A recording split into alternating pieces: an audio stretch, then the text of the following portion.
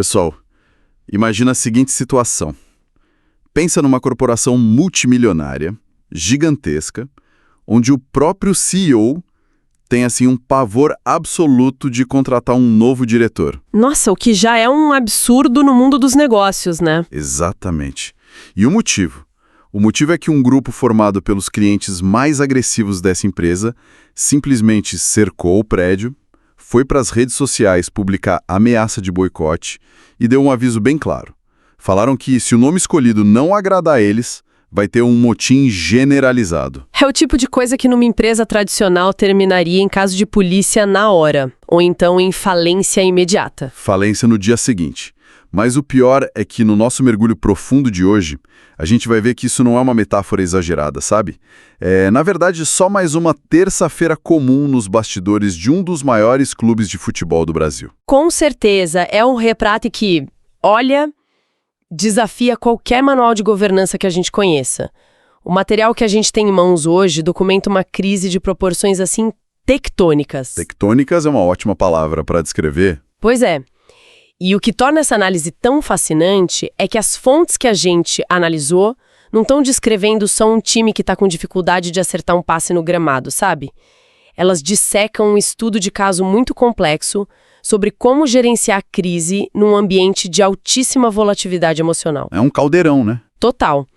E mostra bem como as estruturas formais de poder, aquele organograma todo bonitinho, são completamente engolidas por um ecossistema onde a paixão de milhões de pessoas é o que dita as regras corporativas. Regras totalmente não convencionais, diga-se de passagem. E a nossa missão hoje é justamente desvendar essa teia toda. A gente tem um jogo decisivo contra o Internacional batendo na porta lá na Neoquímica Arena e o ambiente é um barril de pólvora pronto para explodir. Nem me fale, a pressão tá asfixiante. Demais. Então a gente vai analisar essas táticas que não estão funcionando, essa pressão absurda em cima do treinador e, principalmente, essa rede política paralela que opera nas sombras do clube. Mas para entender esse caos invisível, acho que a gente tem que começar pelo sintoma mais visível de todos, né? Que é o gatilho para a implosão toda. Ah, seca de resultados, com certeza. Os números são assustadores. Exato. A equipe amarga um jejum de 41 dias sem vitórias. 41 dias. São 8 jogos consecutivos de tropeços, somando aí 5 empates e 3 derrotas. Para a gente achar a última vitória no tempo normal, a gente tem que voltar lá para o dia 19 de fevereiro. Nossa, muito tempo. Foi um placar magro de 1-0 contra o Atlético Paranaense e hoje o time meio que respira por aparelho, sabe? Lá na 14ª posição do campeonato, com míseros 10 pontos. E o peso cronológico, psicológico desses 41 dias é o motor de tudo que a gente vai discutir aqui hoje. Porque assim, no ecossistema de um clube de massa, 1 mês e meio sem ganhar não é só uma fase ruim. É tipo uma eternidade que altera a própria percepção da realidade. Muda o clima inteiro do lugar. Muda totalmente. A pressão atmosférica lá no centro de treinamento fica insuportável. Cada passe que o jogador erra num treino básico já gera murmúrio. E cada empate frustrante vai acumulando uma carga de ansiedade tão grande que transforma o menor deslize individual num desastre, assim, de proporções catastróficas. Vira uma bola de neve, né? A equipe basicamente deixa de entrar em campo para competir e passa a entrar carregando uma âncora invisível. É um desespero crônico. E esse nível de desespero crônico explodiu na última partida.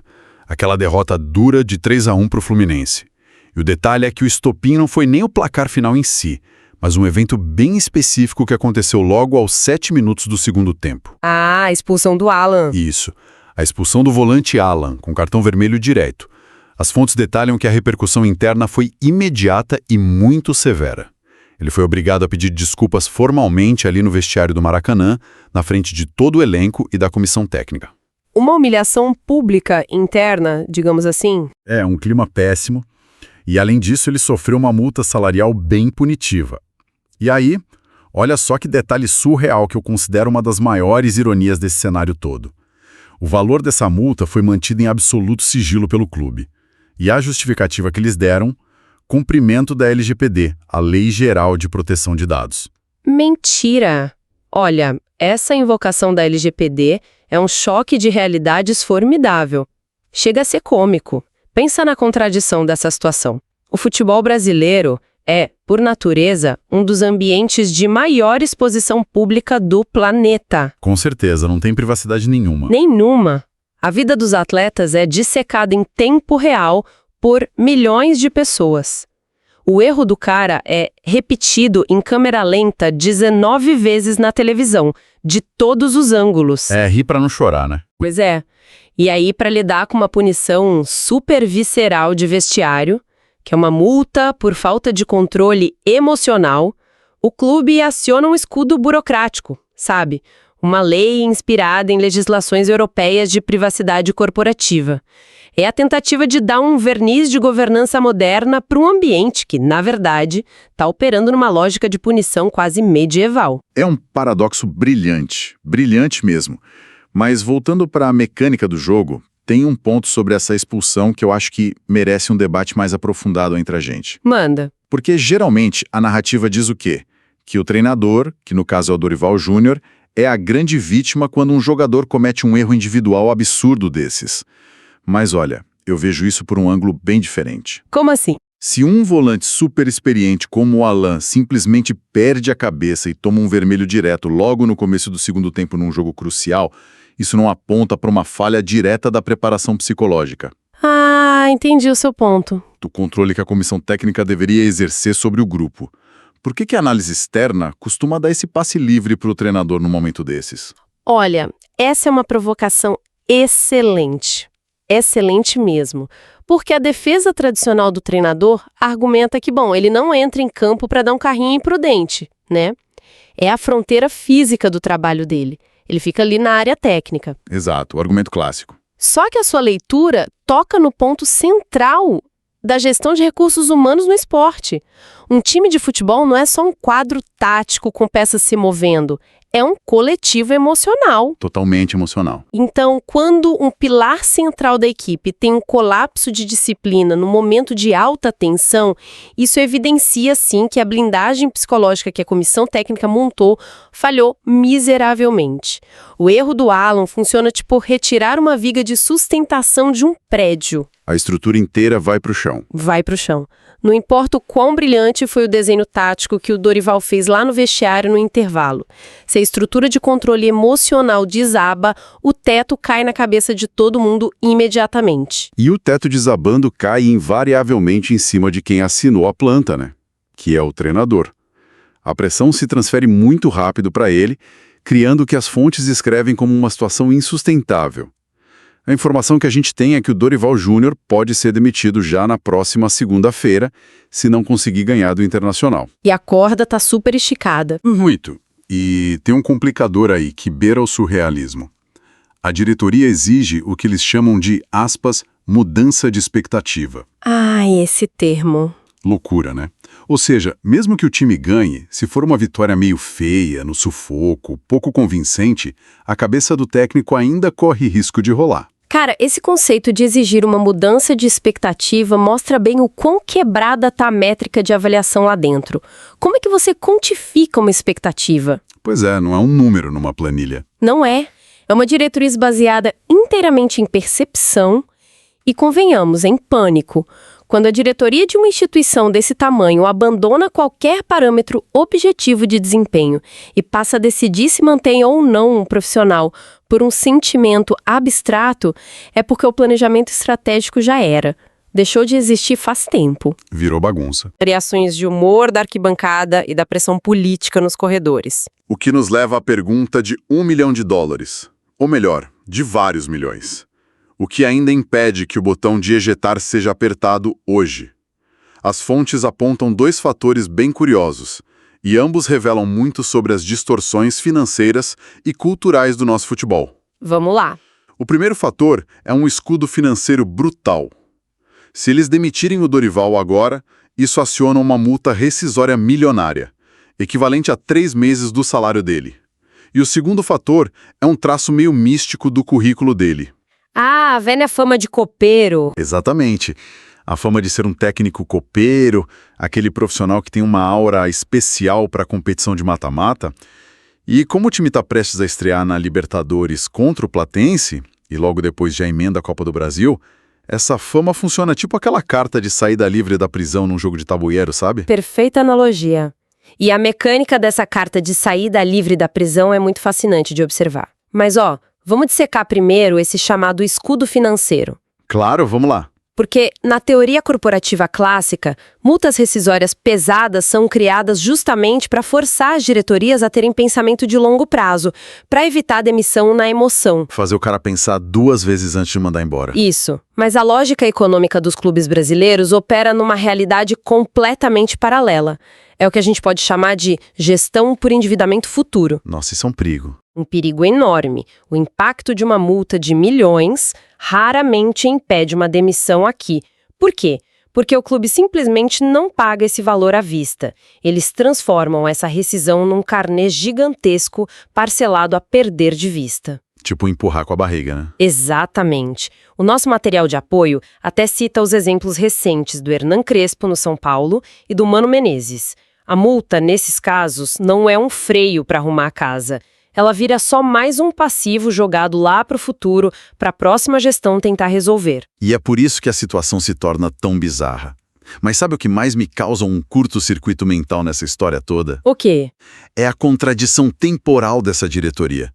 Pensa bem, a gente teve recentemente a data FIFA, né? Sim, o calendário nacional parou. Foram praticamente 2 semanas inteiras sem jogos oficiais. Sim, um tempo precioso de pausa. Durante toda essa janela, que, convenhamos, é o único momento de paz que um técnico tem para implementar treino, corrigir o time, ajustar a tática. Como é possível que depois de só 2 partidas no retorno, a demissão já vire o assunto principal?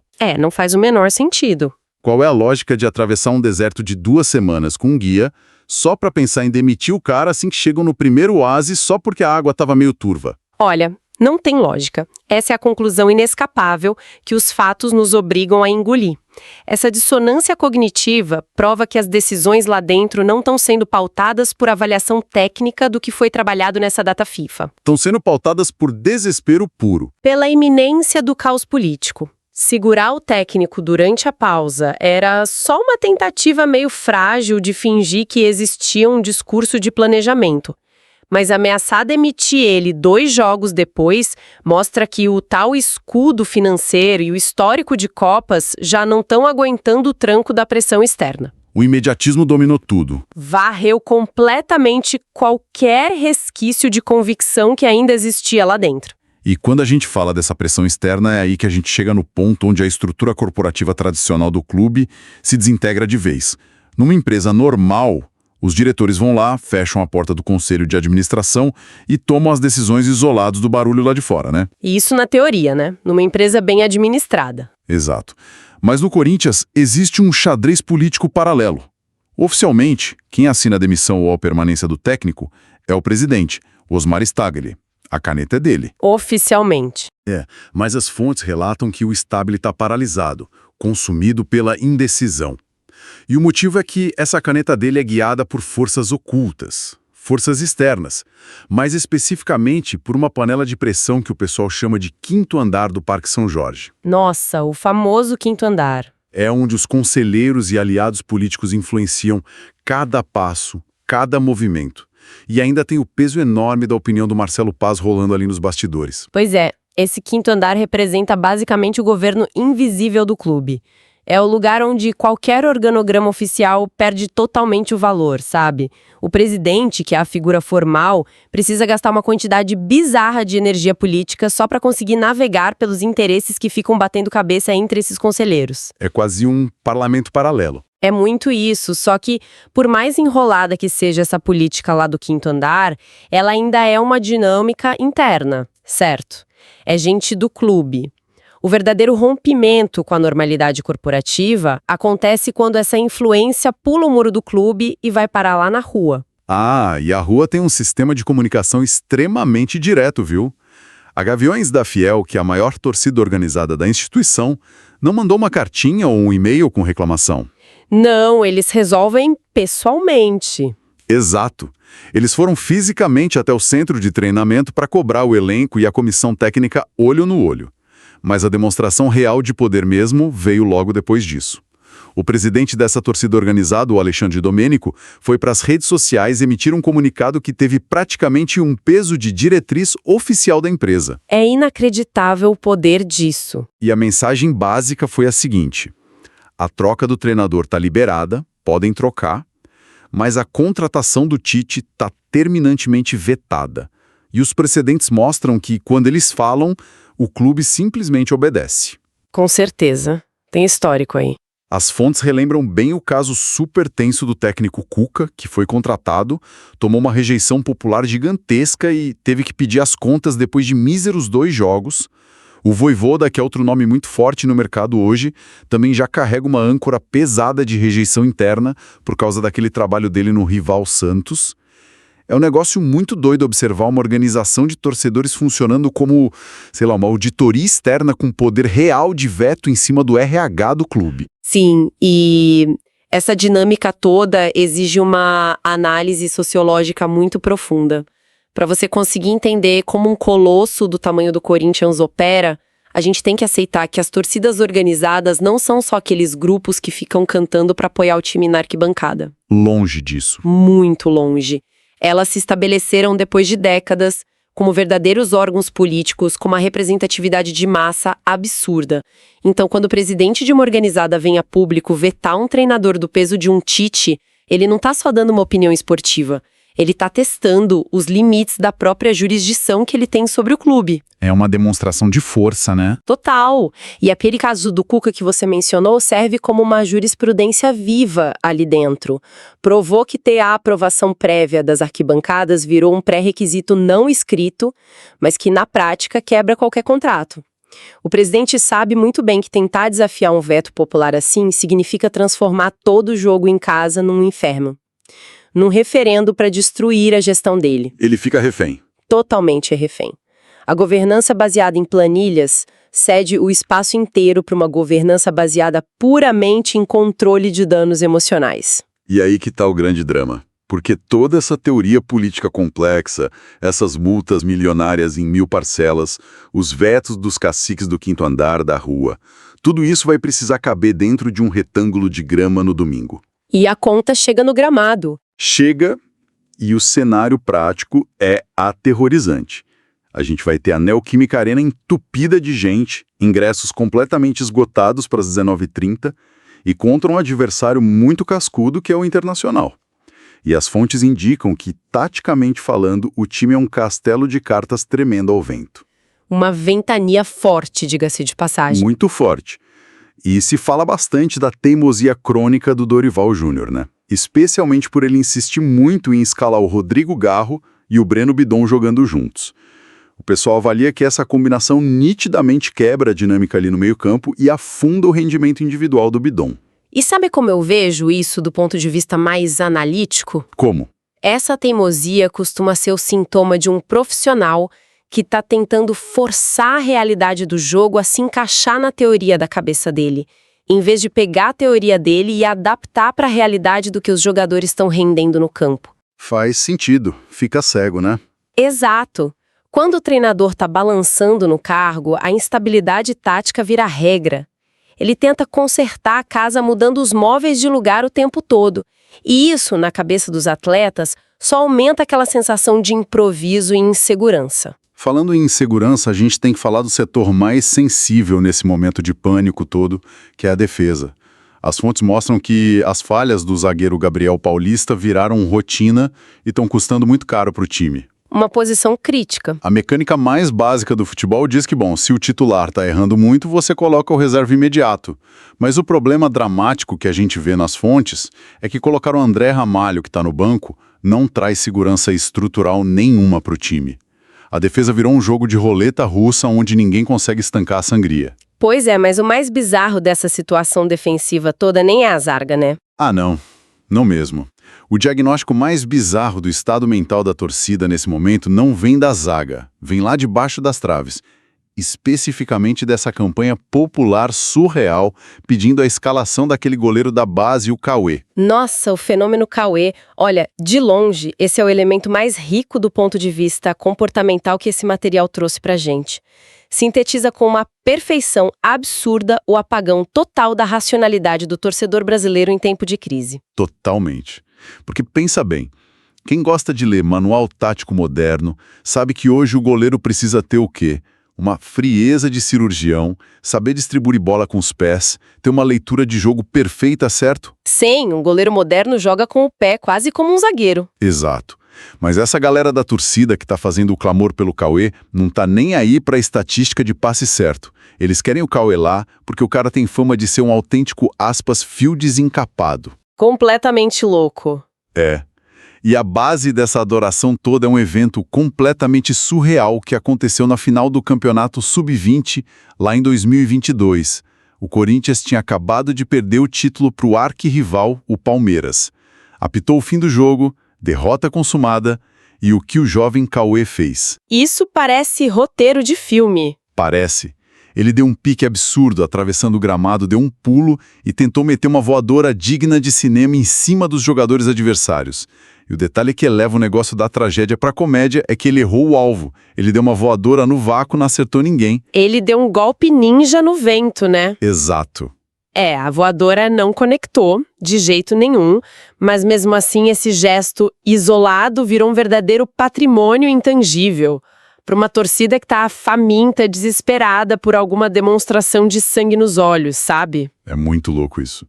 E o que a gente tem que entender aqui é o mecanismo psicológico por trás dessa campanha. Quando o time entra num poço sem fundo de derrotas, tipo essa seca terrível de 41 dias, a dor coletiva de quem tá na arquibancada atinge um limite que é intolerável. O cara não aguenta mais sofrer. Não aguenta.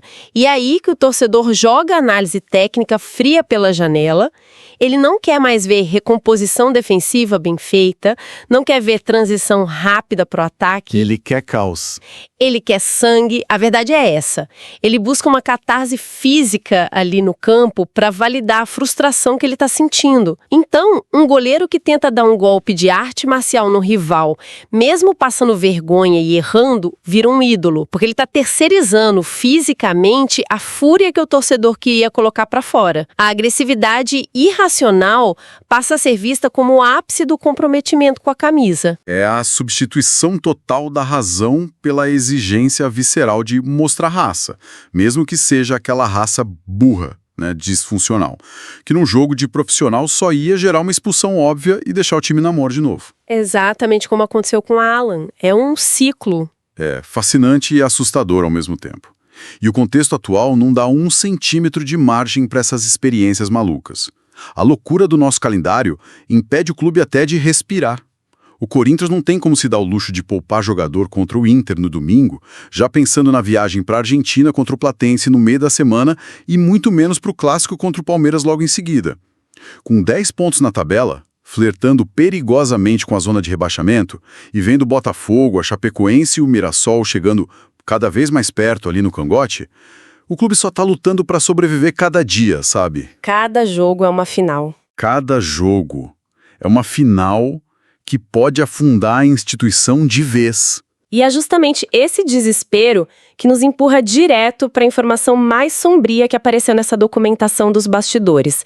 Porque esse nível extremo de toxicidade deu luz a uma atitude que, olha, é incrivelmente destrutiva por parte de uma facção da própria torcida. Essa parte me deixou chocado. Tá crescendo muito uma narrativa de torcedores que ativamente desejam que o time perca no domingo, com um único e exclusivo propósito, que é forçar matematicamente a diretoria a demitir o treinador. Gente, mas isso desafia a lógica mais básica do que significa ser torcedor, não? Sim, completamente. É a definição literal de você pegar uma marreta e implodir os alicerces do prédio onde você mora só para poder gritar que o engenheiro era incompetente. As fontes, graças a Deus, repudiam essa mentalidade de forma muito veemente. Mas o simples fato de que uma ideia dessas está ganhando tração ali nas rodinhas de conversa dos bastidores já mostra como esse desejo por mudança abrupta e controle político engoliu o instinto de preservação do próprio time. É o fim da linha institucional, né? Quando o ódio pelo comandante fica maior do que o amor pelo navio, o naufrágio deixa de ser um acidente que todo mundo teme e passa a ser uma ferramenta política que eles desejam. É o grau máximo de falência do projeto. Um diagnóstico cirúrgico.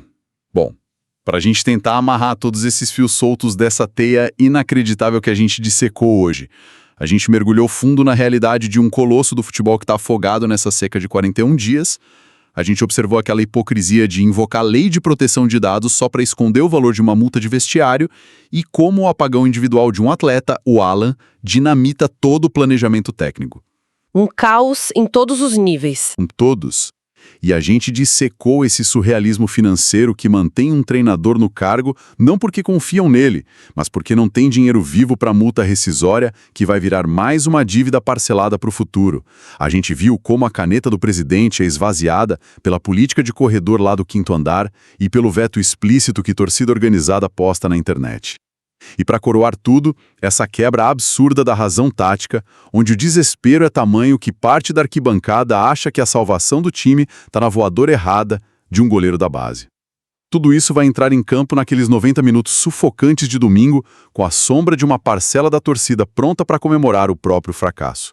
Olha, é um nível de complexidade que faria qualquer executivo daquelas multinacionais tradicionais pedir demissão antes do almoço no primeiro dia. Nossa! Antes de sentar na cadeira. Olha, uma arquitetura do caos resumida perfeitamente. E sabe, toda essa teia de pressões e concessões que a gente viu aqui hoje, ela deixa um questionamento muito central para a gente refletir. Pode mandar. Quando a gente analisa essa estrutura bizarra, onde grupos de pressão externa, agindo na base do puro ódio do momento, tem o poder prático de barrar contratações de peso, encurralar quem assina o cheque e decidir o prazo de validade de um planejamento de futebol inteiro, a gente tem que olhar com muita honestidade para o tal do organograma. Tem que rasgar o organograma, né? Pois é, faz a gente pensar se aquela figura do presidente do clube, formalmente vestido de terno no escritório assinando o papel oficial, se, na verdade, ele não foi reduzido ao papel de um mero zelador superfaturado. Nossa, pesada essa. Um zelador. É, um zelador cuja única função real é tentar varrer os cacos de vidro da crise de ontem, sabe? Enquanto isso, o verdadeiro conselho de administração, aquela força brutal que dita de fato para onde o navio vai, tá lá deliberando sem gravata nenhuma, de pé nos degraus de cimento da arquibancada. É uma reflexão vital sobre onde é que termina aquele romantismo de ser o clube do povo e onde começa a implosão irreversível da governança de um gigante. Uma provocação excelente e pesada para a gente encerrar essa nossa investigação de hoje. Fica aí o convite para quem está ouvindo a gente dar uma refletida nos limites desse poder invisível na próxima vez que a bola rolar lá na arena.